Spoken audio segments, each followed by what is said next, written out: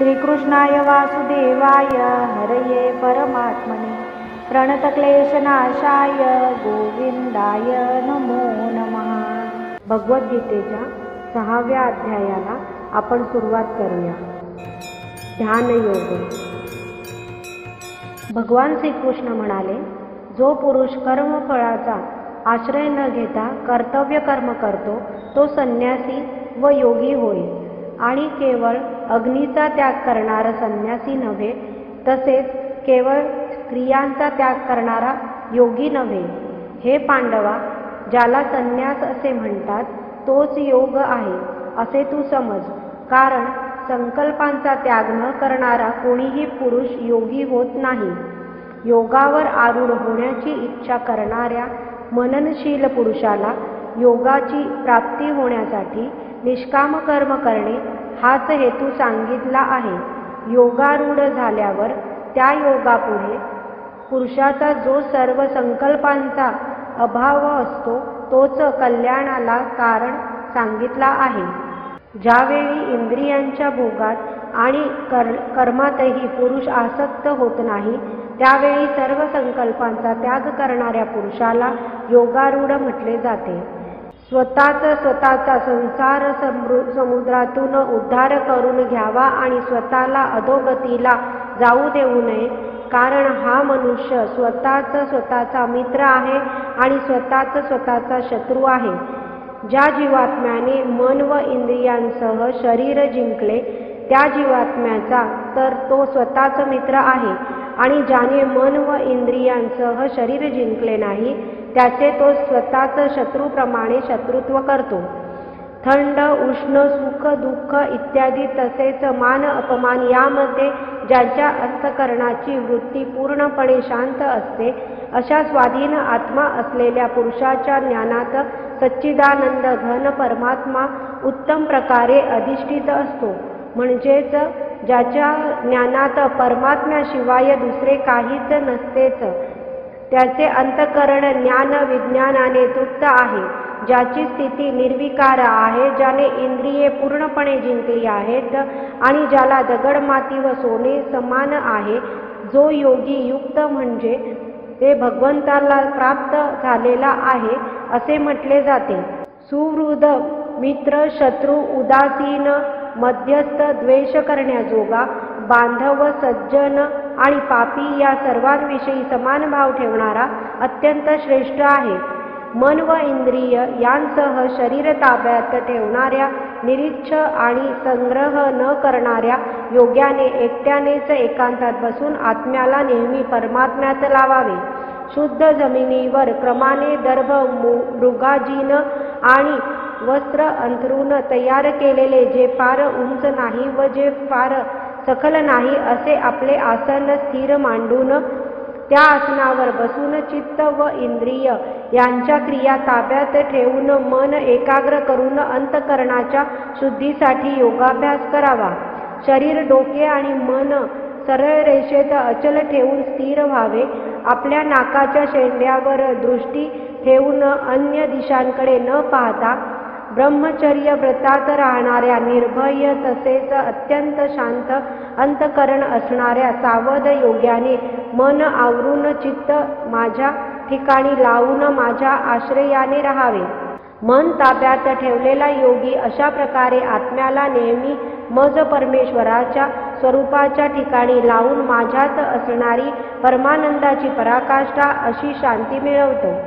हे अर्जुना, हा योग फार खाणाऱ्याला तसेच अजिबात न खाणाऱ्याला, फार झोपाळूला तसेच सदा जागरण करणाऱ्याला साध्य होत नाही। दुःखांचा नाश करणारा योग यथायोग्य आहार विहार करणाऱ्याला, कर्मांमध्ये यथायोग्य व्यवहार करणाऱ्याला आणि यथायोग्य निद्रा ग्रहण करणाऱ्याला साध्य होतो। पूर्णपणे ताब्यात आणलेले चित्त जेव्हा परमात्म्यात पूर्णपणे स्थिर होते तेव्हा सर्व भोगांची इच्छा नाहीशी झालेले पुरुष योगयुक्त म्हटला जातो। ज्याप्रमाणे वारा नसलेल्या जागी दिव्याची ज्योत हलत नाही, तीच उपमा परमात्म्याच्या दानात मग्न झालेल्या योग्याच्या जिंकलेल्या चित्ताला दिली गेली आहे। योगाच्या अभ्यासाने संयमन केलेले चित्त ज्या स्थितीत शांत होते आणि ज्या स्थितीत परमात्म्याच्याच ध्यानाने शुद्ध झालेल्या सूक्ष्म बुद्धीने परमात्म्याचा साक्षात्कार होऊन सच्चिदानंद घन परमात्म्यातच संतुष्ट राहते. इंद्रियातीत केवळ शुद्ध झालेल्या सूक्ष्म बुद्धीने ग्रहण करता येणारा जो अनंत आनंद आहे तो ज्या अवस्थेत अनुभवला येतो आणि ज्या अवस्थेत असलेला हा योगी परमात्म्याच्या स्वरूपापासून मुळीच विचलित होत नाही. परमात्म्य प्राप्ती रूप जो लाभ झाल्यामुळे ते त्याहून अधिक दुसरा कोणताही लाभ तो मानत नाही आणि परमात्मा प्रती रूप ज्या अवस्थेत असलेला योगी फार मोठ्या दुःखानेही विचलित होत नाही. जो दुःख रूप संसाराच्या संयोगाने रहित आहे तसेच ज्याचे नाव योग आहे तो जाणला पाहिजे. तो योग न कंटाळता अर्थात ध्येय व उत्साह यांनी युक्त चित्ताने निश्चयाने केला पाहिजे.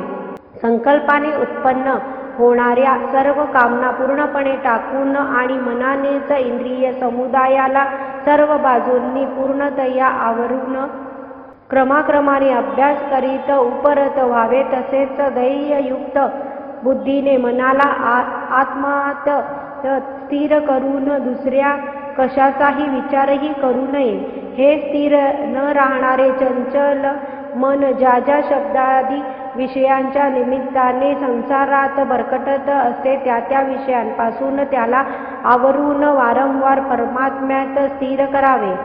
कारण ज्याचे मन पूर्ण शांत आहे तो पापरहित आहे आणि ज्याचा रजोगुण शांत झालेला आहे अशा या सच्चिदानंद घन ब्रह्माशी ऐक्य पावलेल्या योग्याला उत्तम आनंद मिळतो. जो निष्पाप योगी अशा प्रकारे सतत आत्म्याला परमात्म्याशी जोडून सहजपणे परब्रह्म परमात्म्याच्या प्राप्तीचा अपार आनंदाचा अनुभव घेतो, ज्याचा आत्मा सर्वव्यापी अनंत चैतन्यात ऐक्य स्थिती रूप योगाने युक्त असून जो सर्वांना समभावाने पाहणारा आहे असा योगी आत्मा सर्व सजीव मात्रात स्थिर व सजीव मात्र आत्म्यात कल्पिलेले पाहतो. जो पुरुष सर्व सजीवांमध्ये सर्वांचा आत्मा असलेल्या मला वासुदेवालाच व्यापक असलेला पाहतो हो आणि सर्व सजीवांना मज वासुदेवात पाहतो हो त्याला मी अदृश्य असत नाही आणि मला तो अदृश्य असत नाही.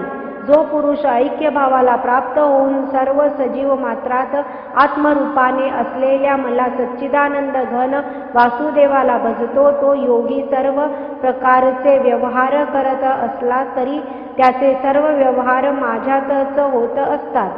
हे अर्जुना, जो योगी आपल्याप्रमाणे सर्व सजीव मात्रांना समभावाने पाहतो तसेच सर्वांमध्ये सुख किंवा दुःख समदृष्टीने पाहतो तो योगी अत्यंत श्रेष्ठ मानला गेला आहे.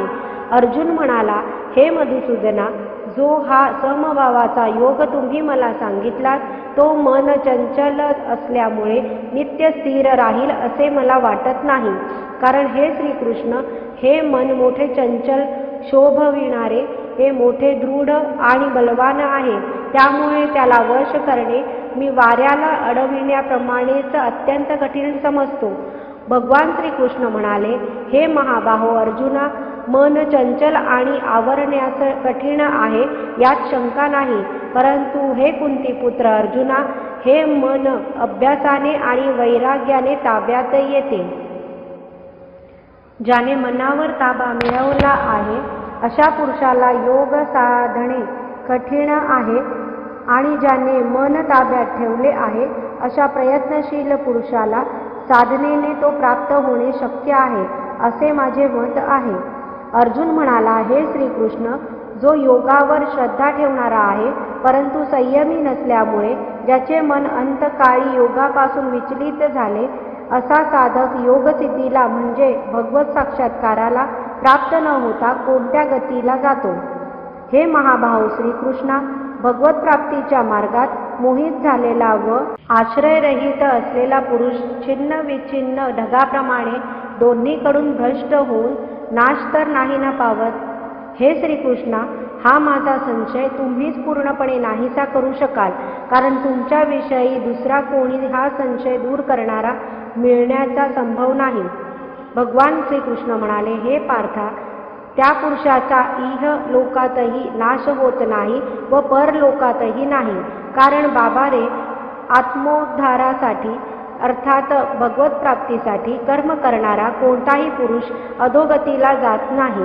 योगभ्रष्ट पुरुष पुण्यवानांना मिळणाऱ्या लोकांना अर्थात स्वर्गादी उत्तम लोकांना जाऊन तेथे पुष्कळ वर्षे राहून नंतर शुद्ध आचरण करणाऱ्या श्रीमंताच्या घरात जन्म घेतो. किंवा वैराश्यशील पुरुष त्या लोकात न जाता ज्ञानी योग्यांच्या कुळात जन्म घेतो. परंतु या प्रकारचा जो हा जन्म आहे तो या जगात निसंशयपणे अत्यंत दुर्मिळ आहे.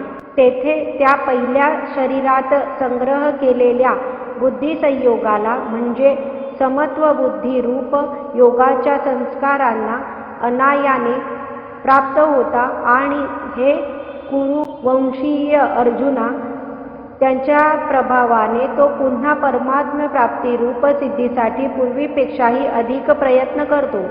तो श्रीमंताच्या घरात जन्म घेणारा योगभ्रष्ट परिधानी असला तरी त्या पहिल्या जन्मेच्या अभ्यासामुळेच निसंशयपणे भगवंताकडे आकर्षिला जातो. तसेच समबुद्धी रूप योगाचा जिज्ञासू देखील वेदाने सांगितलेल्या सकाम कर्माच्या फलांना ओलांडून जातो. परंतु प्रयत्नपूर्वक अभ्यास करणारा योगी तर मागील अनेक जन्मांच्या संस्कारांच्या जोरावर याच जन्मात पूर्णसिद्धी मिळवून सर्व पापांपासून मुक्त होऊन तत्काळ परमगतीला प्राप्त होतो. तपस्वी लोकांपेक्षा योगी श्रेष्ठ आहे. शास्त्रज्ञानी पुरुषांपेक्षा सुद्धा श्रेष्ठ मानला गेला आहे. आणि सकाम कर्मे करणाऱ्या माणसांपेक्षा सुद्धा योगी श्रेष्ठ आहे. म्हणून हे अर्जुना, तू योगी हो. सर्व योग्यांच्या मध्ये सुद्धा जो श्रद्धावान योगी माझ्या ठिकाणी लावलेल्या अंतरात्म्याने मला निरंतर भजतो तो योगी मला परमश्रेष्ठ म्हणून मान्य आहे. अशा प्रकारे उपनिषद तथा ब्रह्मविद्या आणि योगशास्त्राविषयी श्रीकृष्ण अर्जुन यांच्या संवादातील ध्यानयोग नावाचा 6वा अध्याय संपूर्ण. ओम नमो भगवते वासुदेवाय.